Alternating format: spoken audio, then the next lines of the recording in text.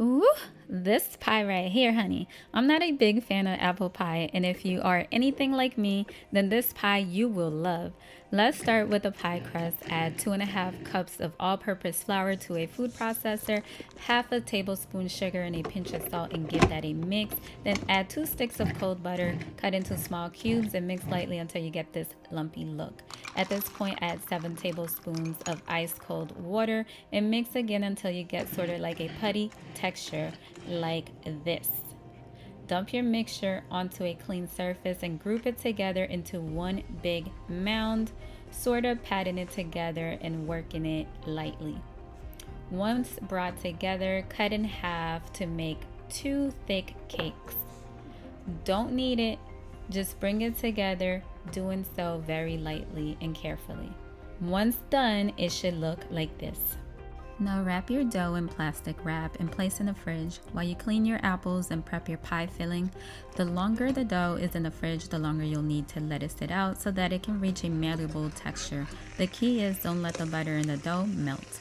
In a saucepan on medium heat, melt 1 stick of unsalted butter, add 3 tablespoons of flour and whisk.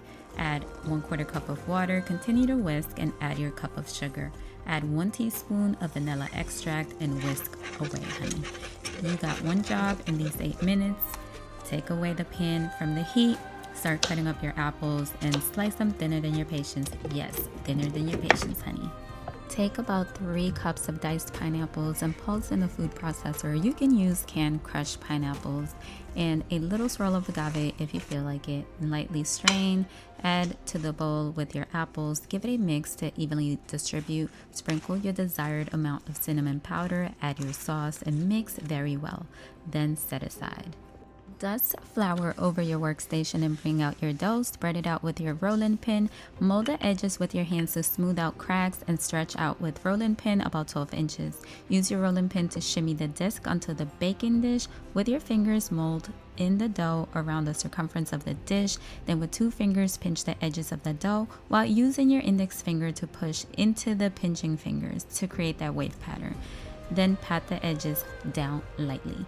Add in the apple mixture, avoiding the edges of the dough and creating a small mound at the center. At this point, preheat your oven to 425 and start to work on the top disc. Roll it out a tad smaller to about 11 inches or so. Now this is your creative process. You decide how you want to design your top crust. I did a popular one and cut them into long strips and did an interlocking pattern.